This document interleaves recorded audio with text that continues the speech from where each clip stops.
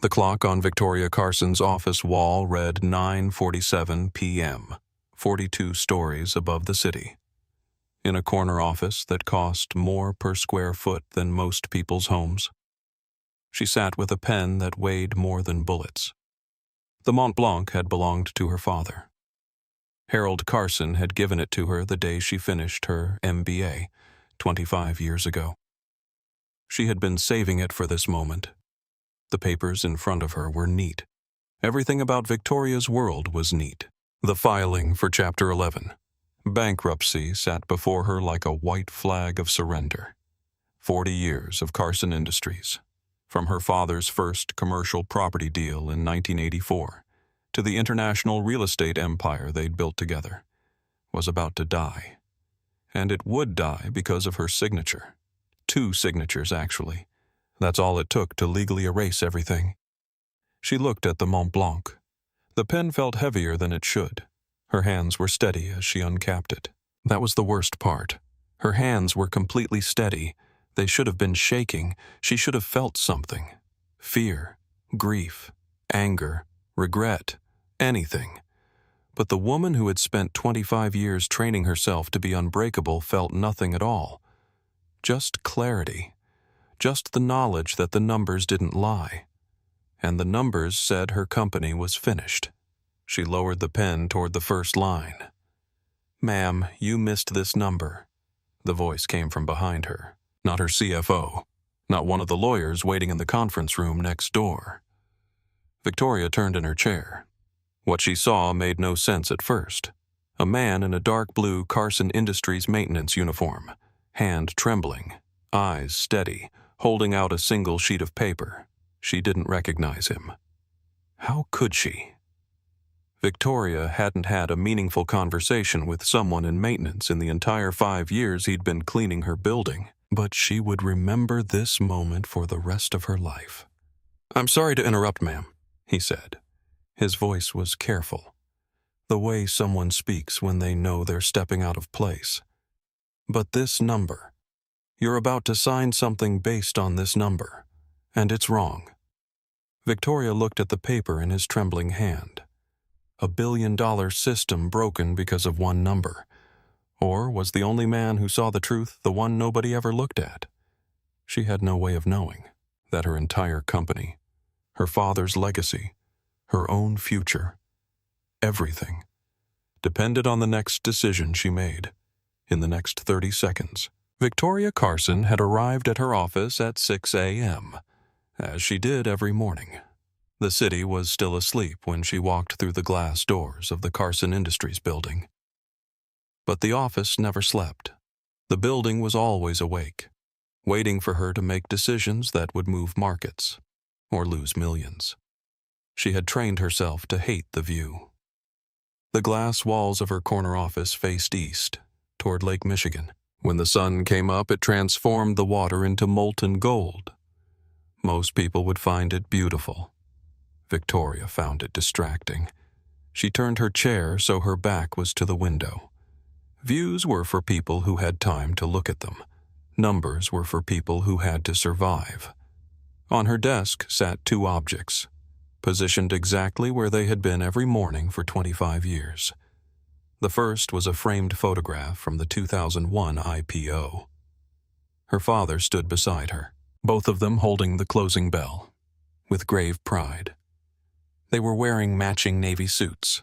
They believed in what they had built. That was when the empire felt unshakable. The second was the Mont Blanc pen. She had not realized, until she arrived at the office this morning, that she had been saving this pen for this exact moment. The moment when she would have to sign away everything her father had made. Harold Carson had died 22 months ago. A heart attack, swift and unglamorous, just the way he would have preferred. He had left her the company with a condition written into the trust structure. She was to retain controlling interest for a minimum of 5 years, before any sale or merger could be finalized. 5 years. She had been CEO for only 3. The television on the far side of her office was on, muted, but the red banner crawling across CNBC didn't need sound to tell her what was happening. Carson Industries to file. Chapter 11. Sources. Confirm. The banner looped every 11 seconds. She had counted. The first time she saw it. At 6:15 a.m. She had started timing it. 11 seconds. Loop again. 11 seconds. Loop again. She picked up the framed photograph of her father and placed it face down on her desk, gently, like laying a person into a coffin. "I'm sorry, Dad," she whispered to the back of the frame. "I trusted the numbers, just like you taught me." Her voice came out steadier than she expected, which somehow made it worse. For 20 years, Victoria had spent every working hour, turning herself into something nobody could accuse of sentimentality.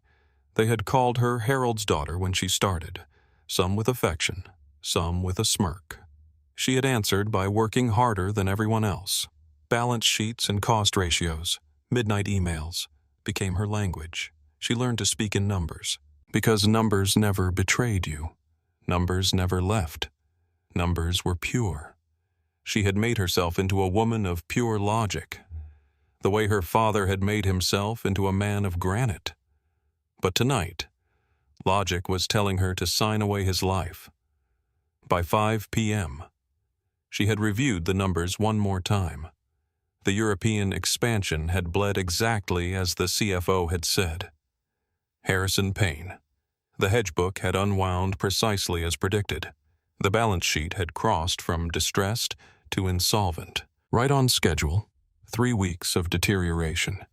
Each day worse than the last. Each number confirming what she already knew. She called her personal attorney, not her corporate one. She needed to understand the liability if she signed. She needed to know what might happen to her father's estate, to the trust structure, to the employees' pensions. She learned that bankruptcy would protect some things, but expose others. It was all mathematics. It was all inevitable. By 7:30 p.m., she had decided. The board would vote at 7 o'clock. They would offer her counsel. They would present evidence. They would show her that they had done the work, that they had checked the numbers, that the Big Four auditors had signed off on everything, and she would sign. Marcus Webb woke up at 6:15 a.m., the same time every morning, before his alarm even went off. His body had learned the rhythm years ago. His apartment was still dark. The east side of the city was just beginning to gray with the coming dawn. He lay in bed for exactly 2 minutes, letting the heaviness of sleep leave his bones. Then he got up. The refrigerator hummed in the small kitchen.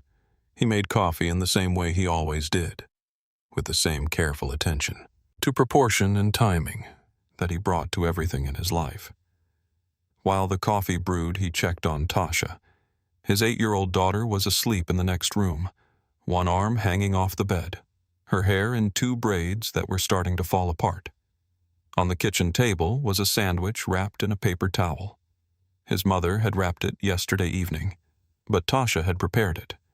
There was a note in green marker, nearly out of ink. "Daddy." She had pressed the edges flat, with the seriousness of a surgeon. Marcus smiled when he picked it up. His daughter loved him, the way children love, completely, without qualification, certain that he was the strongest person in the world. He had not done anything remarkable to earn that love. He had simply been present. He showed up every morning. He made breakfast. He listened when she talked. He taught her to check her math. At 7:45 a.m., he opened his phone and called her. Tasha answered on the second ring. Her face appeared on the screen, her hair still half-braided. His mother was visible in the background, working quietly over a bowl of greens, preparing them for dinner that evening. "Daddy, did you get my homework?" Tasha asked. "Got it right here, baby. You want me to check it now?" She nodded so hard her braid swung. Marcus held up the sheet of paper and ran his eyes down the column. He was looking at long division problems, simple arithmetic, but each one a chance for his daughter to learn something important. 8 of the 10 were correct. Number 6 was wrong. She had carried a 2 when she should have carried a 3. The error was small, but the consequence was real. The final answer was completely wrong because of that single mistake in the middle. He could have told her the right answer. He could have explained the mistake, but he didn't. Instead, he asked, "Number 6, you sure about that one?" "I'm sure," she said. "Check it again. Every step. Say it out loud." She worked through it slowly. Marcus could see her lips moving as she calculated. Halfway through, her face fell. She had caught the error herself. She saw the moment she carried the 2, when she should have carried the 3. "Oh," she said. "There it is. I messed up. You fixed it. That's different." He leaned closer to the screen. "Zoe, listen to me. Always check every number, even when everybody tells you you're right. Especially when everybody tells you you're right. You understand." She rolled her eyes, the way only an 8-year-old can. "With love."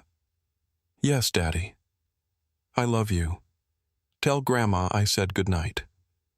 He hung up and slid the phone into his locker. When he turned around, his coworker Ray was standing behind him, with 2 mugs of coffee and an expression of long-suffering amusement. "Man, I don't know why you do that," Ray said. He handed Marcus one of the mugs. Read your little girl's math, like it's the federal budget." Marcus took a sip of the coffee, which was burnt, exactly as it always was, because one day it's going to be somebody's federal budget. Ray snorted. The 2 men had been cleaning the Carson Industries building together for 3 years, long enough for Ray to know that Marcus sometimes picked up financial reports off the trash carts and read them on his break, long enough to understand that Marcus was different from the rest of them, but in a way that didn't inspire envy. It inspired something more like respect. "Why you always got your nose in them papers anyway?" Ray asked. "You ain't getting overtime for that." Marcus shrugged. "Almost became an accountant once. 1 semester short. Now I read to miss the work. That's the saddest hobby I ever heard. Could be worse. Could be golf." Ray laughed. The 2 men pushed their carts toward the service elevator. Marcus pressed the button for the 32nd floor. His rounds always started low and worked up. He saved the top, the 52nd floor, for the end of the night.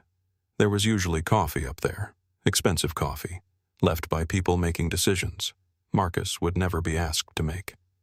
By 9:30 p.m., Marcus was heading toward the service elevator on the 51st floor, ready to push his cart to the top. He had no way of knowing that the woman in the corner office on the 52nd floor had just decided to destroy her company. He had no way of knowing that a single moment, a moment that lasted no longer than 30 seconds, would change both of their lives forever. The board meeting began at 7 p.m. sharp. By 7:15, everyone in the conference room had already accepted how it was going to end. Harrison Payne stood at the head of the long mahogany table, with his tailored jacket off, and his shirt sleeves rolled to the elbows. It was a performance of effort. He had been perfecting it since his Wharton Business School days. The rolled sleeves said something. "I have worked hard on this. I have been thinking about this problem constantly. I am taking this seriously. Every element was calculated. Every gesture was rehearsed." He walked the board through the numbers with the slow, regretful cadence of a doctor delivering a terminal diagnosis. The European expansion bled faster, he said, than our most pessimistic models predicted. He paused, letting that information settle. The hedge book has unwound badly. The balance sheet has crossed the line, from distressed to insolvent. 2 partners from the Big Four audit firm sat on the left side of the table. They had already reviewed these numbers. They had already confirmed them. They had already signed off. Their presence in the room was meant to say something. "We have checked everything. There is nothing here to worry about." A woman from the restructuring law firm sat beside Victoria, with a leather portfolio open, to the pages that would need her signature. those pages had been prepared 3 days ago. They were just waiting for the moment when Victoria would finally break. "The Asian markets are going to deteriorate further," Harrison continued. "If we don't file tonight, we need to move quickly. We need to file Chapter 11 before the market opens in Tokyo. If we wait until tomorrow morning, the damage could be catastrophic." Victoria listened. She listened to the data. She listened to the experts. She listened to the voice in her head. That sounded like her father. "The numbers don't lie, Victoria. Trust the data." But something in Harrison's voice was wrong. When he mentioned line 47, the liability adjustment, that was the key indicator of how sick the company really was. He looked away from Victoria, not dramatically, just for a half second, just long enough for her to notice. She almost asked him to explain it. Her hand actually started to move, about to raise, about to signal that she had a question. She could have asked, "Can you walk me through line 47 one more time?" She could have demanded verification. She could have insisted on reviewing the original calculations herself. She almost did all of those things. Instead, she put her hand back down. She had learned, over 25 years, not to trust her instincts. She had learned to trust the data, and the data, apparently, was unquestionable. "The only responsible course of action," Harrison said quietly, "is Chapter 11. Tonight, before the Asian markets deteriorate any further." Everyone in the room turned to look at Victoria. She heard her father's voice. "Trust the numbers. Proceed with the filing," she said. The room exhaled. The lawyers began to gather their papers. Victoria had made the decision. Everyone could stop pretending. They were trying to figure out what to do. The path was clear now. Richard Moreau, the most senior partner from the Big Four audit firm, closed his binder with the particular gentleness of a man who had just been spared. Chairs scraped back. Coats came off the backs of chairs. By 9:31 p.m., the room had emptied, and Victoria was alone, with 40 years of her family's name. Victoria did not pick up the pen immediately. Instead, she stepped through the side door onto the small executive balcony. That overlooked the city. It was a night in late October, and the wind had started to turn cold. She closed the door behind her and let the wind push the hair back from her face. She pulled out her personal phone and dialed her attorney. She asked him one question about liability.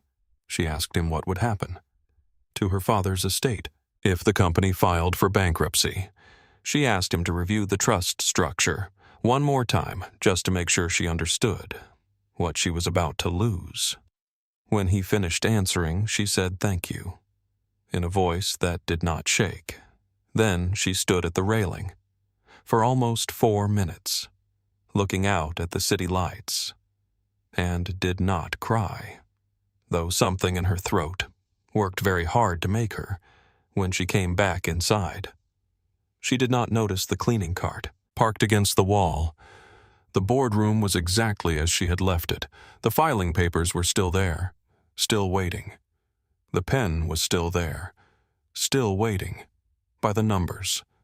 Everything pointed to one decision, by every rational measure. This was the right thing to do. Victoria sat down in her chair. She pulled the filing documents toward her. She did not know that a man was somewhere in the building, on a lower floor, about to make a discovery. That would change everything. She did not know. That the numbers she had been trusting were wrong. She did not know.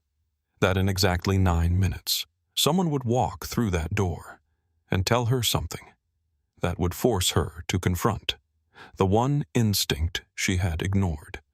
But sitting there alone, with her hands still perfectly steady, Victoria Carson felt something shift. It was a feeling, just a feeling.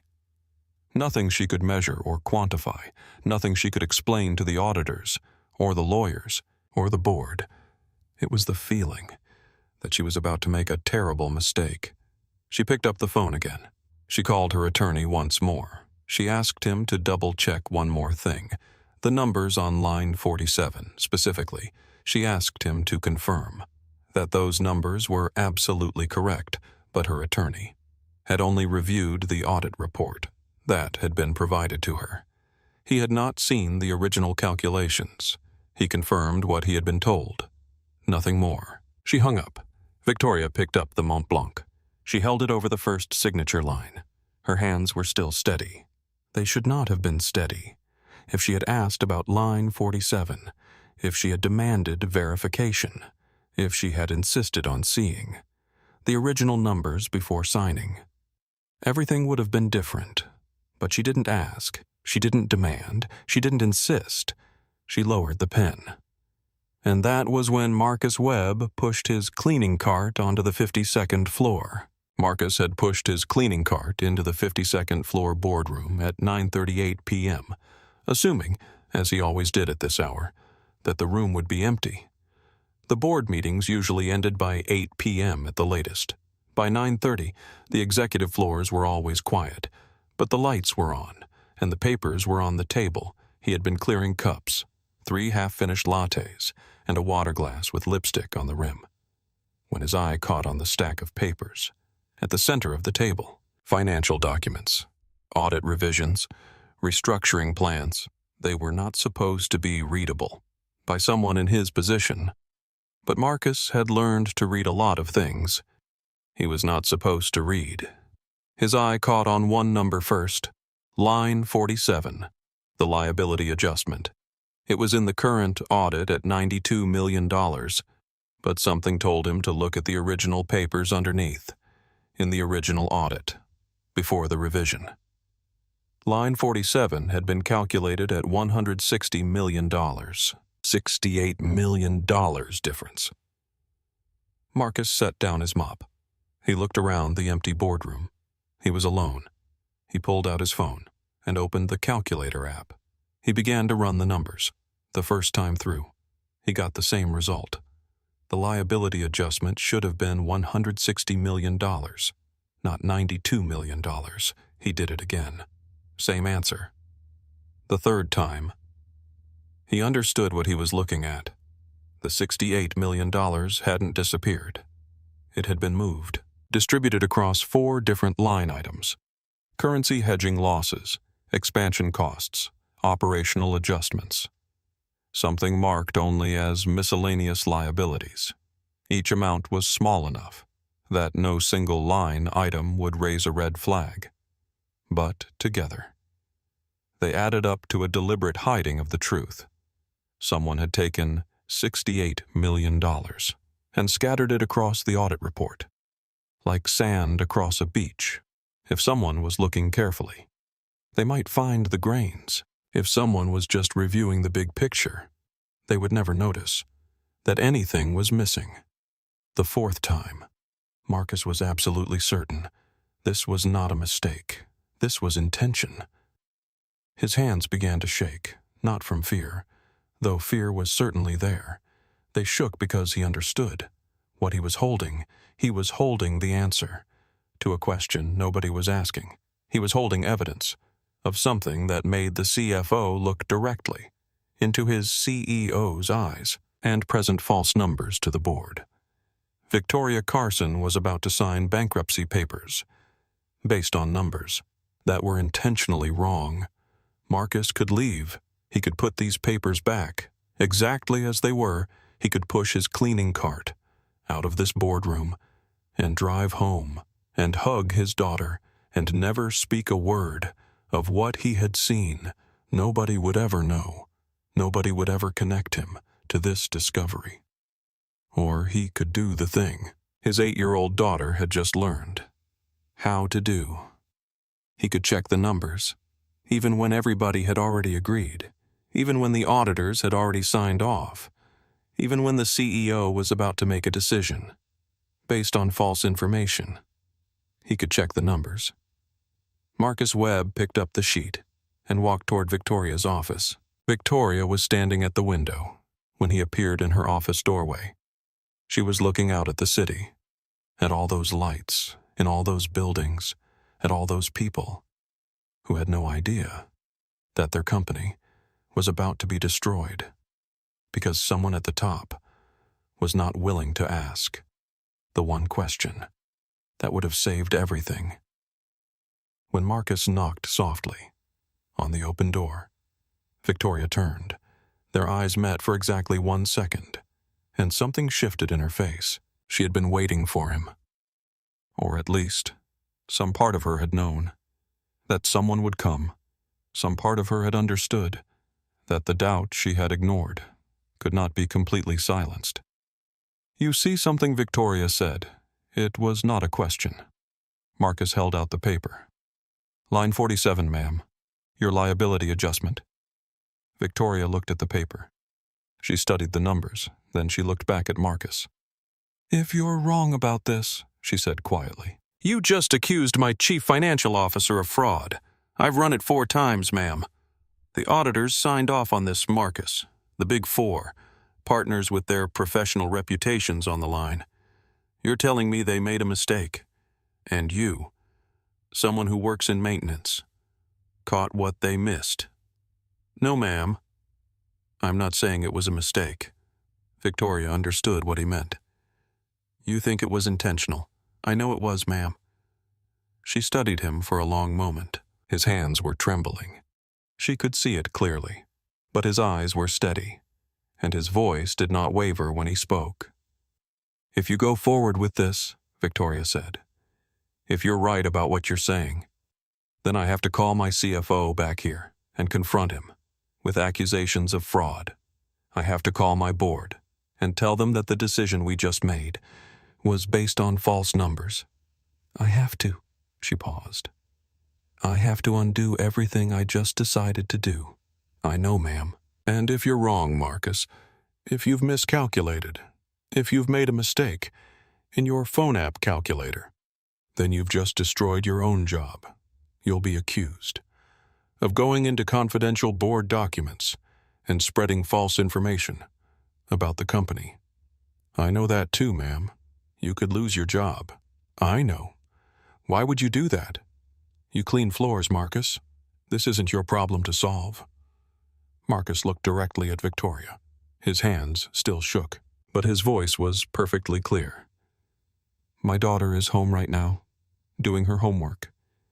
She's 8 years old, and I teach her to always check the numbers, even when everybody tells her she's right. I told her that, and I meant it. So I can't come home tonight and not check these numbers. I can't teach my daughter one thing, and then do another thing myself." Victoria felt something move in her chest. It was not what she expected to feel. It was not logical or reasonable. It was the knowledge that this man, standing in front of her, in a maintenance uniform, with trembling hands, understood something that she had spent 25 years trying to learn, and had failed. That integrity is not a performance. It's a choice you make. Every single moment, even when it costs you something. She picked up her phone. "Harrison," she said when he answered, "I need you back here and bring the original audit files, the ones before the revisions." "Victoria, it's nearly 10 o'clock p.m. Now, Harrison." She hung up. Victoria looked at the Mont Blanc pen on the table. She looked at the filing documents in front of her. Then she looked back at Marcus. "Walk me through this," she said. "Every step. And if you're wrong, I want to understand why. Before I let you destroy your life for it." "I'm not wrong," Marcus said. "Then, convince me." They spent the next 45 minutes at Victoria's desk, going through the numbers line by line. Marcus explained where the $68 million had gone. He showed her the original audit, unmarked and unrevised. He showed her the current version, where the money had been distributed, across 4 separate line items, like a magic trick designed to make something disappear by cutting it into pieces, too small to notice. Victoria calculated it herself. Once. Twice. The error was undeniable. More than undeniable. It was obvious. Once you knew to look for it, it was remarkable.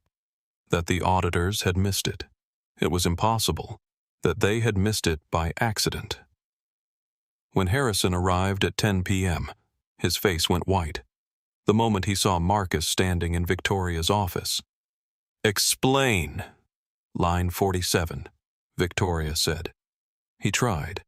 He tried to say that the audit had been revised, based on new information. He tried to say that the numbers had been recalculated, to reflect market conditions. He tried to say many things, but nothing he said matched the evidence right in front of him. By 10:15 p.m., Harrison Payne was being escorted from the building by security.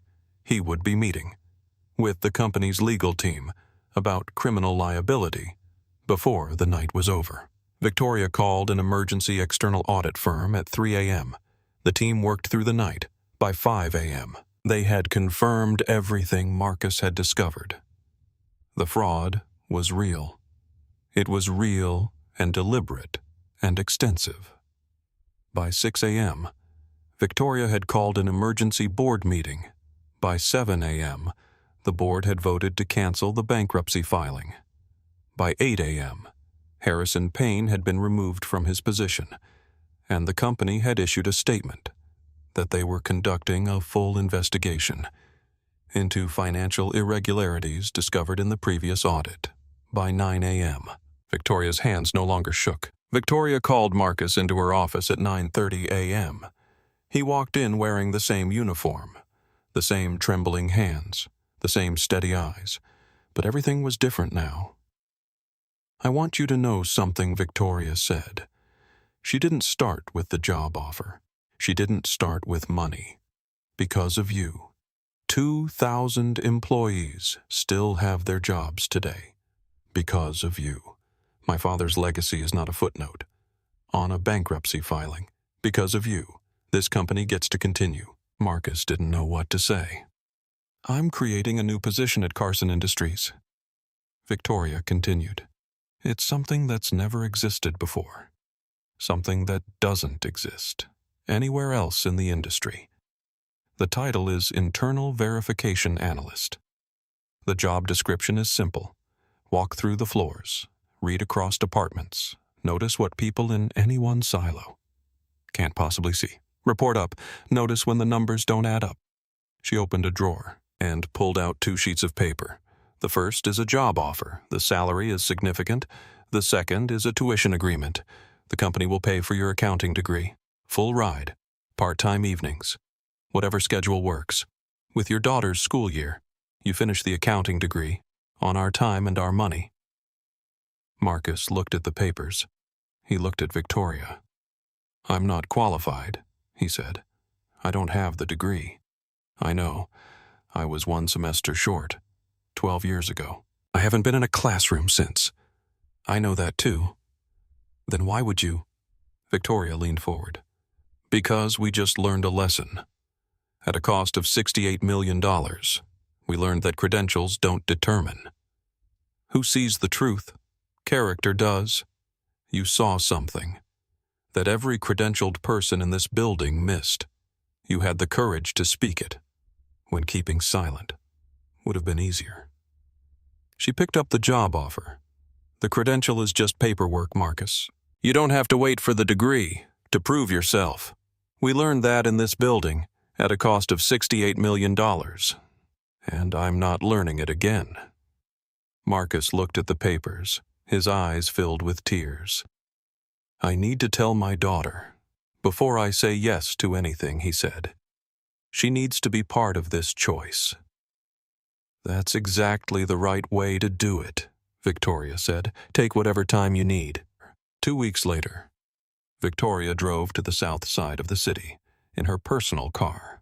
She had sent her usual car service home for the day. She carried a bakery box with a ribbon on it, and she had called ahead to ask if it would be all right to come. When Tasha opened the door, she was wearing a pink dress, and her hair was in 2 careful braids. You are the lady from my daddy's television, Tasha asked. I am. You are the one who said yes to Daddy. I did yes. Tasha studied Victoria, with eyes that were far too serious. For an 8-year-old, my teacher told us about you. She said you're very powerful. Victoria crouched down, so that she was at Tasha's eye level. What does powerful mean to you? She asked. It means people listen to what you say, even when you're wrong. The words hit Victoria, harder than she expected. That's a very interesting observation, she said. Is that what you think happened? Daddy says you listen. When you could not listen. That's harder than just being powerful. Marcus appeared in the hallway, behind his daughter, smiling a smile of someone who was still getting used to. The CEO of Carson Industries being in his living room. His mother sat in a chair in the corner, with a pair of knitting needles and a half-finished blanket across her knees. When Victoria came in, Marcus's mother nodded warmly, but did not get up. Victoria understood. This was the correct version of welcome in this house. There was no need for anyone to stand. There was no need for anyone to pretend that Victoria was something other than what she was. A guest in their home, accepted not because of her position, but because Marcus had brought her here. They sat at the kitchen table. Marcus made real coffee, not the burnt kind from the break room. Tasha sat across from Victoria, with her long division workbook open, because Marcus had evidently told her that the television lady had asked to see it. Show me the famous one, Victoria said. Tasha flipped through the pages until she found it. She turned the book around and slid it across the table with one finger. Number 6, she said. I had it wrong the first time. Daddy made me check every step. I had carried the wrong number. Victoria looked at the page. She could see Tasha's careful work. She could see where Tasha had caught her own mistake. She could see the moment that Tasha understood that being wrong was fine, as long as you caught it and fixed it. Victoria reached into her handbag. She pulled out the dark lacquered pen with the small white star on the cap. The Mont Blanc. The pen her father had given her. The pen she had been about to use to destroy her company just 2 weeks ago. Tasha, this was my father's pen, she said quietly. He gave it to me a long time ago. On the day I finished a very hard school. I have used it for 20 years. To sign papers I thought were right. Some of them were. Some of them weren't. She set the pen on the table in front of the girl. 3 weeks ago, I almost used this pen to sign a paper that was very wrong, because I had forgotten to check every step, the way your father taught you. You learned that lesson when you were 8. I am 42 years old, and I am only now learning it. Tasha's eyes widened. She looked at her father, and Marcus nodded. The pen belongs with somebody who already knows how to use it, Victoria said. Somebody who won't wait until she's older to understand that checking matters. Somebody who will always check the numbers. Tasha picked up the pen with both hands. It was much too big for her fingers. She held it the way a person holds something she is going to grow into. Thank you, ma'am, Tasha said carefully. Elena, Victoria corrected gently. Thank you, Elena. Tasha nodded. Her eyes filled with tears, but she was smiling. Marcus's mother set down her knitting.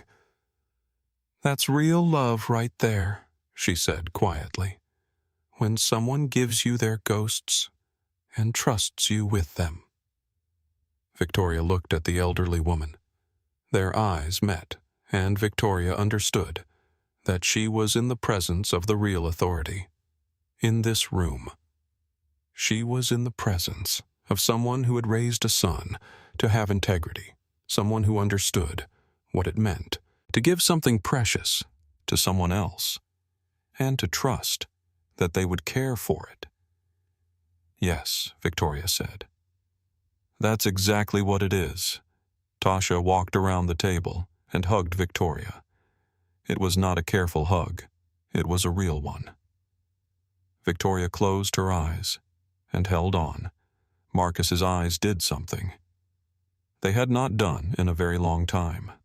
He cried, not with sadness, with the kind of tears that come when you understand that your daughter is going to be okay, that she's going to have more chances than you had, that the world is going to see her value, because the most powerful person in her life, the person who knows the most, who has the most responsibility, is going to teach her that she matters.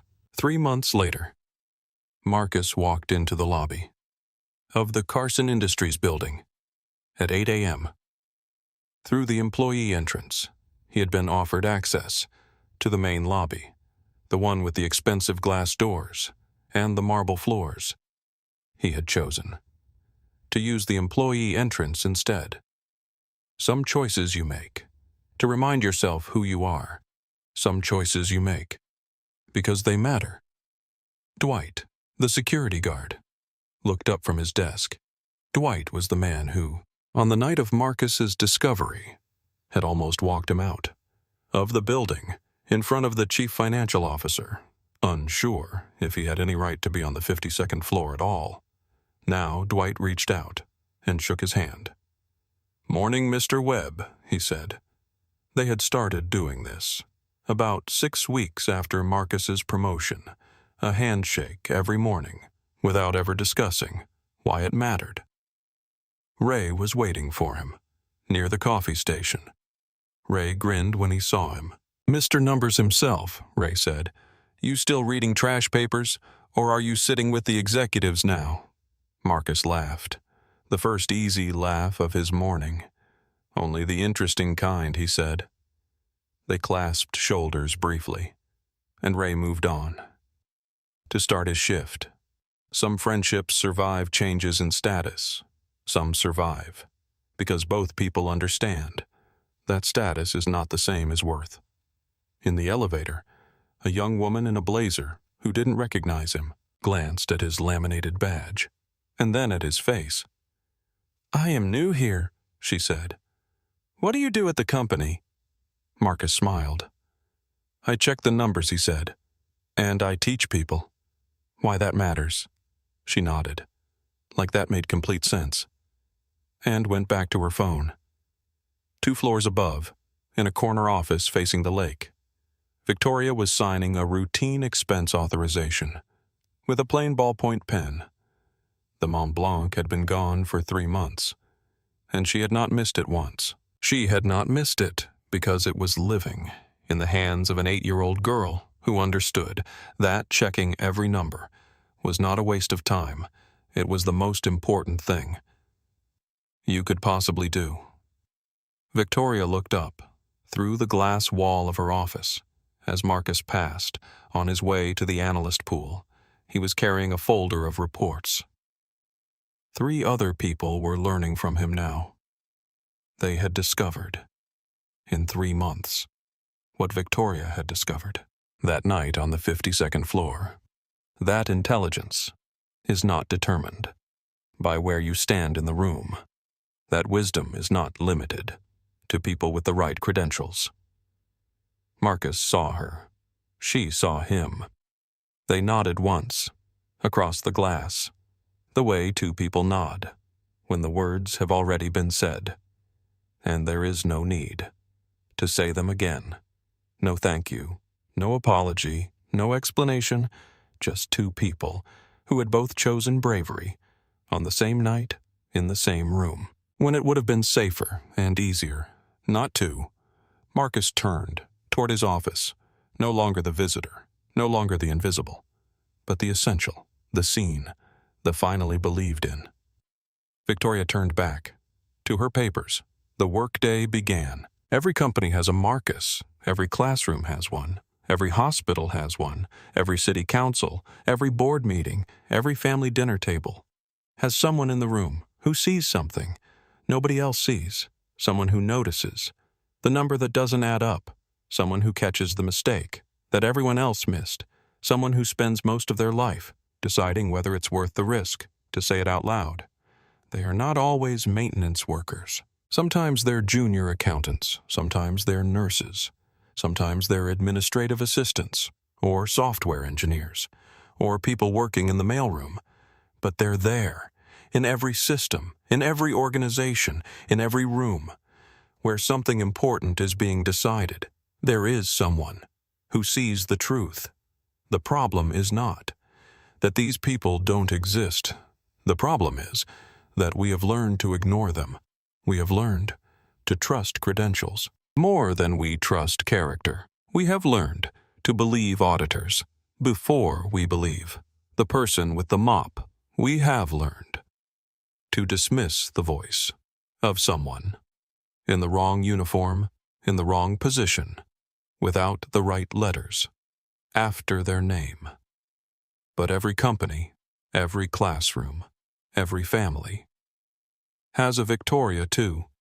Someone with the pen in their hand, someone with the weight on their shoulders, someone with a voice in their head telling her that the smart people have already agreed. So please just sign. Someone who sits in the room where the decision gets made and who has the power to change everything. The truth of Marcus's story is not that he was a hero. It's that he had the courage to speak when it would have been safer to stay silent. But the truth of Victoria's story is equally important. She had the courage to listen when it would have been easier to dismiss him.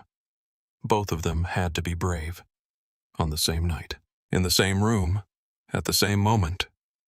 Marcus had to be brave enough to speak when the room was not built, to hear him when everything in his position told him to stay invisible, to do his job, to go home and forget what he had seen.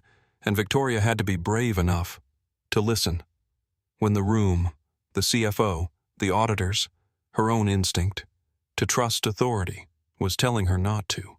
That's the real story. That's what happened in that building on that night. Not one person saving another, both of them saving each other, and in doing so, saving 2,000 people who had no idea what was about to happen to them. The Mont Blanc pen has a history now. That extends beyond what it was before. It belonged to Harold Carson, who built an empire. He gave it to his daughter on a day when she was just beginning her journey toward power. Victoria Carson held that pen for 25 years. She used it to sign important documents. She used it to make decisions that affected thousands of people. She was saving it for the moment when everything would come to an end.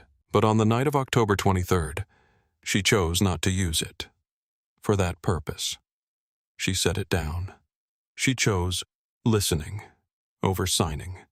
She chose to believe in someone when believing in him cost her the certainty of authority. And then she gave the pen to Tasha Webb, an 8-year-old girl. Now holds that pen. Tasha Webb will grow up in a world that is different. Because her father checked the numbers. Because he spoke the truth. Because a woman in power chose to listen to him. That pen is not just an object anymore. It's a symbol of something bigger. It's a symbol of the moment when a person with power chose to see the intelligence in someone the world was trained to overlook. It's a symbol of the moment when a person without power chose to risk everything for the sake of integrity, and now it belongs to a child who will know for her entire life that checking matters, that seeing matters, that speaking matters. The truth of the pen is that it doesn't make anyone powerful. Power was always going to flow from Victoria to Tasha. Regardless of whether the pen changed hands, what the pen does is mark the moment. When the world changed, when a CEO looked at a janitor and saw not a maintenance worker, but an equal, when a family looked at power and decided. They were not afraid of it, because they had already learned something more important, that integrity is worth more than silence. Tasha will carry that pen into her future, and someday, perhaps, she will pass it on to someone else. And the story will continue, not because of the object, but because of what it represents. It represents the choice. It represents the moment when both people were brave at exactly the same time. I want to ask you something. When was the moment you spoke up? When was the moment you saw something that nobody else saw, and you had the choice to say it out loud? And you did. What did it cost you? What did it change? And when were you the person with the pen? When were you the person in power, with the ability to make a decision, and someone came to you with the truth that you didn't want to hear? Did you listen? Did you have the courage to listen, even when listening would have been harder? Then signing comment below if you've been the person holding the paper that nobody wanted to look at. Tell us the story of the moment you spoke up. Tell us what the words cost you, and comment if you've been the person in power, the one who almost missed something because the room was too loud, with the right voices, all telling you the same thing. Tell us about the moment when you chose to listen anyway, because those are the moments that matter. Those are the moments that change systems, that change companies, that change lives. If someone comes to mind while you're listening to this, somebody you know who needs permission to speak or permission to listen, send them this story. You never know whose 52nd floor they are standing on tonight. You never know when they might be the person holding the truth, trembling hands and steady eyes, about to take the biggest risk of their life. The truth doesn't care where you stand in the room. The truth doesn't care about your credentials or your position or how much money you're paid. The truth only cares about one thing: whether you're brave enough to say it, and whether somebody in that room is brave enough to hear it. If this story stayed with you, if it made you think about the people in your life who are being overlooked, if it made you think about moments when you chose silence or courage, then subscribe our channel. That's how we know to keep telling these stories. That's how we know that something we said mattered to you. Remember, always check the numbers. And remember that the truth does not care where you stand in the room. It only cares whether you are brave enough to say it, and whether somebody is brave enough to hear it. Thank you for listening.